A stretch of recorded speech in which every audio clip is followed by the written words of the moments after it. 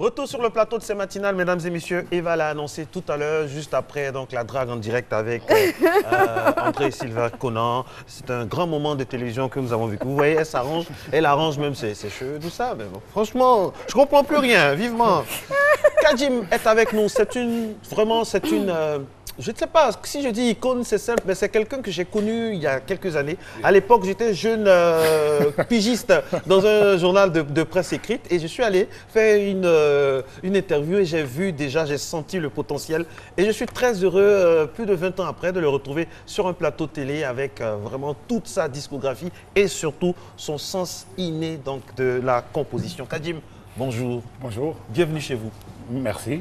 Bonjour Kadjim. Ouais, vous avez bouleversé mes habitudes, mais bon, c'est pas bien. Ah oui, vous n'êtes pas du matin, vous? Je ne suis pas du matin du tout. Bon, pour matin bonheur, voilà, je suis là. Allez, dites-moi, l'impact du reggae dans l'univers culturel mondial, c'est le thème. Le 11 mai, c'était le passage obligé, vous-même vous savez, par rapport au mémorial Robert Nesta Marley. Alors, aujourd'hui, où sommes-nous? On va dire quoi, que peu importe l'endroit de la planète où on se trouve, on ne peut pas dire qu'on n'est pas impacté par cette musique qu'est le reggae, parce que tout simplement, moi j'ai l'habitude de dire que quand en 1945 les deux bombes tombaient sur Hiroshima et Nagasaki, une première bombe était tombée dans la baie de Sainte-Anne en Jamaïque, et cette bombe-là c'était Robert Nesta Marley, parce que c'est une véritable bombe atomique dont les déflagrations ont touché même les plus petits recoins de la planète. On parle des îles du Pacifique où des tribus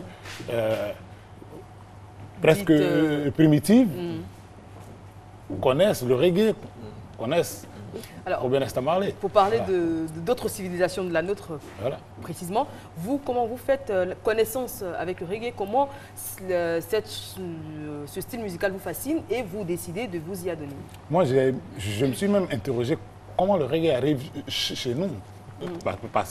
Parce que moi, je suis né à Trècheville et à l'époque, dès qu'il y avait un bar là où je suis né, dès qu'il n'avait pas de nom, dès qu'on appelait le coin le reggae. D'accord. Donc on jouait du reggae, c'est une musique qui a été apportée, on va dire chez nous, par les anglophones de l'Afrique. Et donc nous on a grandi, même si notre époque était plus une période dite funky, soul et autres, on a grandi en écoutant le reggae que nos grands frères écoutaient avant nous. Et on a été forcément impacté par cela. Et puis moi je fais partie d'une génération qui a appris l'anglais en écoutant du reggae. Voilà. Et c'était la musique par excellence quand on voulait apprendre l'anglais. Et puis bon, étant donné que chacun de nous essaie de mettre ce qu'il a au plus profond de lui dans ce qu'il fait, bon, on a essayé d'introduire des éléments culturels de chez nous, parce qu'il ne faut pas oublier que le reggae est une musique de récupération et c'est une musique qui prend la couleur de l'endroit où elle est pratiquée. Voilà. Alors moi j'aime bien le côté musique engagée de Kadjim. Chacune de vos compositions est frappée du sceau de la revendication. On revendique, on demande des choses avec une telle subtilité, parfois qu'on dit des choses positivement violentes, on va dire ça comme ça. Est-ce que le reggae a toujours cette essence-là, l'essence de la contestation? Est-ce que l'eau est toujours vive? L'eau est toujours vive. Moi, je rencontre les nouvelles générations, j'ai l'impression que c'est encore plus virulent.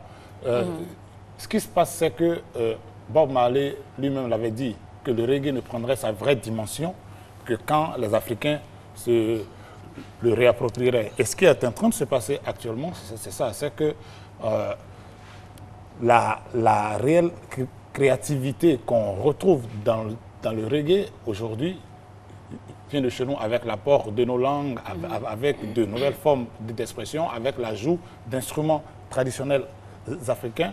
Et puis, moi, je suis de ceux qui pensent que quand la réalité durcit, le discours est obligé de s'adapter, de durcir un peu aussi. Et donc, les nouvelles générations ont toujours cette virulence-là, même si on va dire que le reggae a été décliné à presque toutes les sauces. Il y a des gens qui aujourd'hui sont dans un reggae beaucoup plus love, voilà, c'est l'over style. Il y en a qui sont dans des styles roots, voilà, un peu plus roots. Mais on va dire que dans le fond, pour ce qui est du langage, la flamme est restée intacte, quoi. Alors, tout ce que vous venez de dire m'emmène à vous poser cette question-là. Finalement, c'est quoi le reggae? Est-ce que c'est juste un style de musique ou ça va beaucoup plus loin? On a tendance à dire que c'est un style de vie carrément, c'est une philosophie. Si vous deviez définir le reggae. Moi, je dirais que, bon, on va dire à l'origine, on définit le reggae comme ce genre musical qui a émergé dans les années 60. Musicalement, c'est basé sur la rythmique et la syncope, puisque c'est parti des rythmes traditionnels jamaïcains comme le mento pour évoluer à travers le ska, le rocksteady, jusqu'aux formes qu'on a maintenant. Mais ce n'est pas que la musique. Et si on réduit le reggae à la seule musique, on va dire qu'on passerait à côté de beaucoup de choses, parce que le reggae apporte toute une culture. Même des genres musicaux à part entière comme le rap aujourd'hui viennent du reggae. Voilà. Et donc, si tu es dans le reggae, tu seras forcément impacté par toute la culture reggae. Il y a une façon de manger reggae, il y a une façon de s'habiller reggae, il y a une façon de penser reggae. Voilà. Et donc, il n'y a pas que le reggae en tant que forme musicale. Aujourd'hui, on voit un peu la vague écologique un peu partout, mais depuis les années 40, les chanteurs de reggae prônent ce style de vie-là, le respect de la nature, vivre en harmonie avec la nature. C'est quelque chose qui est inhérent au Rasta, voilà, qui est inhérent. Chez les Rasta, on parle de nourriture haïtale, c'est-à-dire le haïtal vient en fait du vital, c'est vital, et donc on a juste à enlever le V pour faire haïtal. Mais la nourriture haïtal, c'est ce qu'on appelle aujourd'hui la nourriture bio. Voilà, dans le reggae, on a toujours considéré que les premiers soins, c'est avoir une bonne alimentation. Donc, si on mange bien, on n'a pas besoin de se soigner vu qu'on ne tombe pas malade. Et donc, je veux dire que c'est vraiment tout un ensemble et il ne faut pas limiter la culture reggae à la seule musique. Oui, quand on parle, je vous prends au mot, quand on parle de vital, tout ça, mais aussi, il faut le dire, le reggae est parfois associé à des pratiques controversées.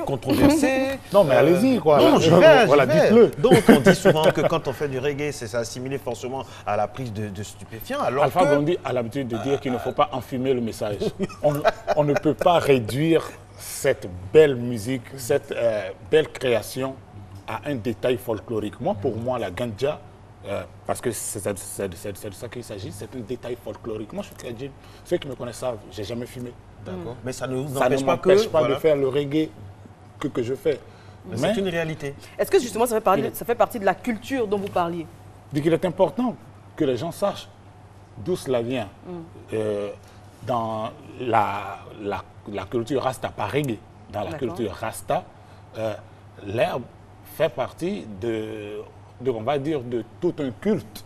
Voilà, ceux qui, à l'origine, c'était les prêtres, on va dire, qui fumaient pour avoir leur vision.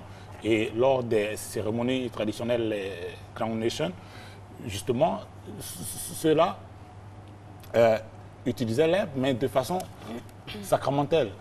Aujourd'hui, ce n'est pas le cas pour tous ceux qui ont recours à cela. Et puis, moi, j'ai l'habitude de dire tout simplement que on ne vit pas à Zion, on vit dans des pays où il y a des règles et c'est clair que si tu vis en Côte d'Ivoire, voilà, tu es obligé de te conformer aux règles des endroits tout à fait où tu vis. Mais il y a aussi désenfumer le message. Voilà. Pour moi, il est important de ne pas vraiment réduire le reggae à cela. Et puis, il faut que les gens aillent au-delà de leurs préjugés et de leur surdétermination. Parce que si tu veux réduire le reggae à des détails comme la fumette et autres, tu passeras à côté de l'essence même de cette musique-là. Voilà. Même si ça fait partie donc de certaines interrogations des uns et des autres. Aujourd'hui, est-ce qu'on peut dire que le reggae souffre d'un charisme? Marley n'est plus là, l'Afrique est en train de porter le flambeau, parce qu'on sent vraiment un certain dynamisme en Afrique. Est-ce qu'on peut dire qu'aujourd'hui, le reggae est victime du charisme de Bob Marley? Moi, je suis de ceux qui pensent que Marley a fait sa part du boulot. En Afrique, beaucoup de personnes sont restées dans les années 70, c'est-à-dire qu'aujourd'hui, quelqu'un comme Damian Junior Gong Marley, qui est un fils Marley, qui a remporté déjà 3 Grammy Awards, fait un reggae qui n'a rien à voir avec ce que faisait son père. Beaucoup de gens dans notre pays sont restés encore aux chansons des années 70 de U-Roy et de Aïdjaman. Le reggae a évolué. Et si un enfant était né au moment où mourait Marley, aujourd'hui, c'est un adulte, c'est un père de famille. Donc, ce n'est pas que le reggae souffre de charisme, le reggae souffre d'un manque d'exposition, justement, de ces nouveaux leaders. Parce que les gens ont peur de toute cette ambiance sulfureuse qu'il y a autour du reggae. Parce qu'il ne faut pas avoir peur de le dire. On a peur de susciter de nouveaux grands leaders qui ne sont pas toujours aussi gérables. Et dociles. Voilà. Alors, vous parlez de manque d'exposition et moi, je suis très surprise parce qu'on peut avoir comme ça l'impression que le reggae est une musique déjà très appréciée, qui passe sur les radios. Il y a des émissions de radio sur pratiquement, des émissions de reggae pratiquement sur toutes les chaînes de radio. Clair. À la télévision, et vous ne direz pas le contraire, vous êtes sur RTI2, vous animez 100% reggae, qui est une émission exclusivement dédiée au reggae, pour parler que de la Côte d'Ivoire. Il y a des festivals, notamment le Abi Reggae Festival. Les 24 heures du reggae. Il y a les 24 heures du reggae, il y a des temples du reggae un peu partout en Côte d'Ivoire. Pour parler d'Abidjan, puisque c'est ce que je connais le mieux. Donc je suis surprise que vous parliez de manque d'exposition. Oui, mais c'est... On a même un village Rasta, je ne sais pas s'il existe toujours. Non, il n'existe plus.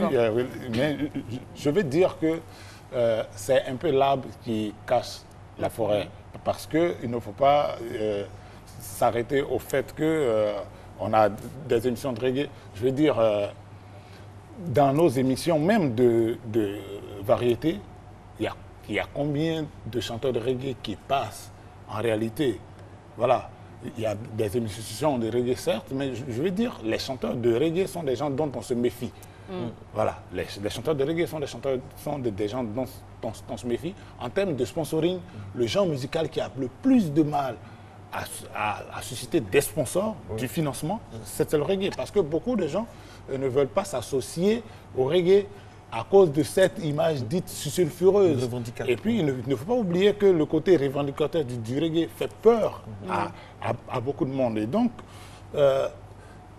on est dans une relation un peu ambiguë. Moi, j'ai l'habitude de dire que les gens se comportent avec le reggae comme ils se comportent avec des prostituées. Ils sont contents d'aller là-bas, mais ils ne veulent pas qu'on les voit avec. Voilà. Et donc, du coup, voilà, ça. Mais, moi, il y a une question qui me brûle les lèvres. On a parfois des artistes reggae qui ont la verve, l'âme revendicatrice, mais très sélective. Quand il y a des problèmes, à un certain moment, on les entend, ils revendiquent, ils chantent beaucoup. Et puis parfois, il y a des problèmes, mais ils sont calmes. Mais il ne faut pas oublier que... Ils sont calmes, comme par hasard. Ils ont beau être des chanteurs de reggae, c'est des hommes. Et puis, tout le monde n'a pas la même éthique, tout le monde n'a pas la même direction dans la vie. En général, pour garder sa crédibilité, en matière de reggae, on essaie d'être impartial. Voilà. Qu'on essaie de se mettre à égale distance des choses pour pouvoir avoir une vision plus juste, plus sereine des situations. Mais aujourd'hui, Babylone même a compris que le reggae est efficace et donc Babylone a ses chanteurs de reggae. Voilà. Donc, il y a des gens qui sont reggae, certes, mais leur reggae est mis au service de causes, de personnes. Donc, voilà. Tout comme au début, le reggae était le véhicule des idées des Rastas. Aujourd'hui, tous ceux qui font du reggae ne sont pas Rastas.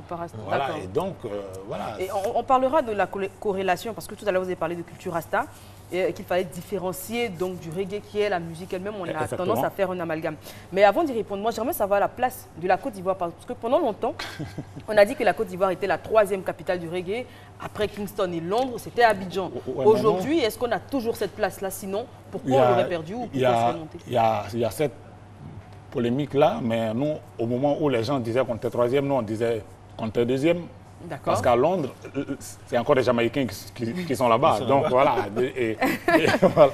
À un moment, on disait qu'on était premier aussi. Voilà. Je vais dire qu'aujourd'hui, objectivement, même à Kingston, en Jamaïque, tu ne retrouves pas des clubs de reggae comme tu les retrouves ici. Abidjan, oui.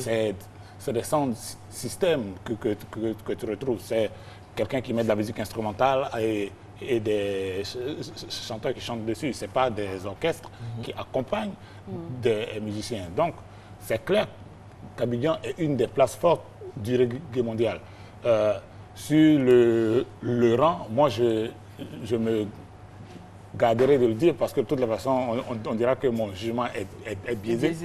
Donc, moi, je suis un Abidjanais, mais moi, je dis après Kingston comme place forte, Abidjan vient en bonne position, même si, à mon sens, il manque certains maillons de la chaîne comme de vraies structures de production reggae pour asseoir un peu plus le mouvement.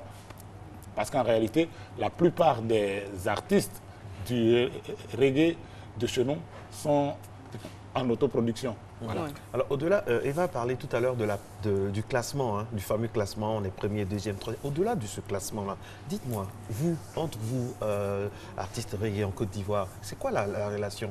Est-ce qu'elle est conflictuelle? Est-ce que vous vous réunissez souvent? Est-ce que vous échangez des vues, par exemple, sur la philosophie à tenir? Parce qu'il y a de la matière. Hein. Quand on regarde l'environnement en Afrique, il y a de la matière à la composition. Moi, j'ai une position qui est, on va dire, délicate. Je suis à mi-chemin entre deux générations. Donc je fais un peu le pont. Mais je travaille un peu plus avec la nouvelle, on va dire. Et je vais dire qu'avec la nouvelle scène ivoirienne, il y a vraiment de gros projets de concevoir régulièrement. Il y a, on va dire, un certain nombre de choses qui sont en train d'être mises en marche parce qu'il y a de la vraie réflexion derrière. Par exemple, je peux vous dire, par exemple, que lors des dernières rencontres, c'est qui la conclusion qu'on a tirée, c'est que le reggae souffre d'un déficit d'image. Il y a beaucoup de reggae, mais on ne les voit pas. On ne voit pas les artistes de reggae. Parce que dans la démarche marketing, parce qu'il faut se voiler la face. Aujourd'hui, c'est une musique, mais il faut une vraie démarche marketing derrière. Quand quelqu'un fait un album de 16 titres et qu'il fait une vidéo pour faire la promotion de cet album, pour moi, il y a un problème. Parce qu'à côté, il y a des gens qui ne font pas d'album, ils font un single et ils font un clip à chaque single. Donc, au moment où il est à 4 singles, il est à 4 vidéos, il a multiplié par 4 les chances d'être vu à côté de quelqu'un qui a fait un véritable travail, certes, mais qui n'a pas fait le travail marketing pour qu'on le voie. Donc, aujourd'hui, non, il y a vraiment une vraie réflexion derrière sur comment vendre, comment présenter cette musique-là. Parce que si par le passé, il y avait un vrai écart entre ce qui était produit en Jamaïque, produit en Europe, et ce qui était produit à Abidjan, aujourd'hui, on va dire que l'écart s'est vraiment resserré. Mais sur la façon de vendre cette musique, sur la façon de présenter cette musique, l'écart est encore grand. Et ce travail-là est en train d'être fait. Maintenant, concernant les autres acteurs du reggae, moi, de par ma position en tant qu'animateur radio et télé, je suis quelqu'un qui collabore avec tout le monde. Mais même par le passé, je n'ai jamais eu de problème particulier avec qui que ce soit. Voilà. Vous avez parlé de qualité de production qui sont similaires, voire les mêmes, enfin, qui sont les mêmes en Côte d'Ivoire ou en Jamaïque. Vous avez parlé également d'appropriation culturelle, ce dont